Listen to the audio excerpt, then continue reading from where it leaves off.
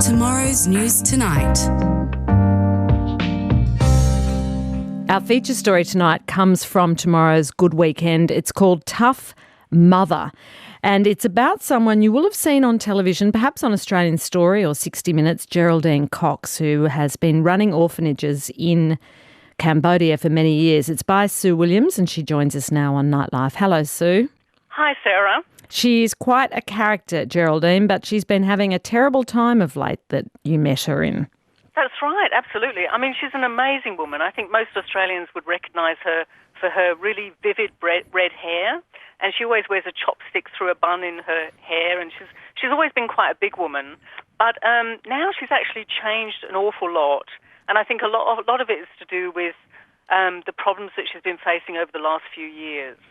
As you know, she went over to Cambodia in 1995. She'd actually served over there with the Department of Foreign Affairs and absolutely fallen in love with the place. And she went back when she was 50 years old, and she was fed up with her bank job. She went back and started to help at an orphanage. And she ended up running an orphanage, didn't she? And the kids loved her, and we saw all her great work. But times changed, and this story is really about how we've learnt so much more about many of the orphanages in countries like Cambodia. Yeah, that's absolutely right. UNICEF did a big study of orphanages around the world and discovered that in Cambodia there were far more orphanages than there actually were orphans even. And they discovered some terrible practices that were going on in some of them.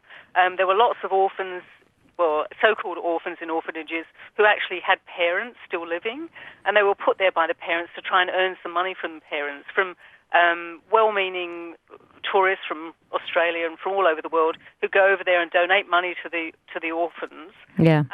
And also lots of sexual abuse going on, some really terrible practices there as well. Right. None in Geraldine's orphanages. The UNICEF gave her a completely clean bill of health.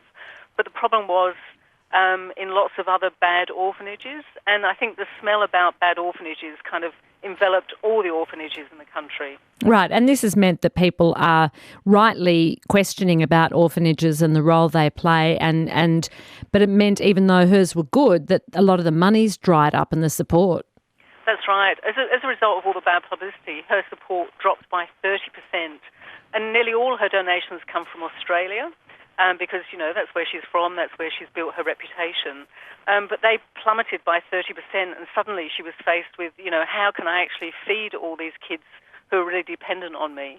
And I think UNICEF was saying, we really don't like orphanages, really. We've found that kids don't really flourish in orphanages.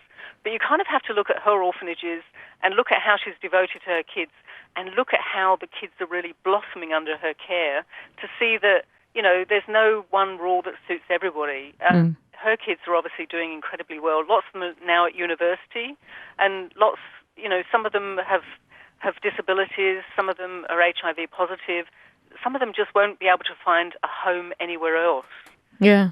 And she says that some of them do have parents, but they're abused and they're not safe at home. So where else do they go in these kind of countries? Yeah, that's absolutely right. You know, the UNICEF and the government sort of said to her, well, try and send some back to their homes. And she went and visited a couple who had gone back to their homes and discovered that one kid was still being abused, so she took him away and he left. Another kid had had his computer taken away from him and his phone taken away, and she found him kind of crushing rocks in a mine somewhere. You know, that kind of heartbreaking thing. And sometimes she was allowed to take the kids away and take them back to her orphanage, and sometimes she was banned from doing so. So I think that was really, really hard for her too. Yeah. So the darkest hours seem to be a year or two ago for her. Is she confident now of the orphanage surviving and helping those kids who can't go home? Yes, she's very hopeful now. She's kind of completely restructured her organisation. I mean, she originally had 5 orphanages, and now she's taken that down to 2, and she has fewer kids at the orphanages as well. She used to have 200, and now she has just 120. And many of those kids can't find a home anywhere else. And some of those kids, the actual Cambodian government gave her from other orphanages because they couldn't find anywhere to place them. So that kind of compounded her problems. But so she's got fewer kids there, but she's now actually doing a lot more outreach projects She's helping around 2,000 other kids who aren't in the orphanage. She's bringing them in to have early learning lessons, to give them music lessons and to give them sport. And she's bringing the younger ones in so that their older brothers and sisters can actually go to school, because some of those were having to stay home to look after their younger siblings.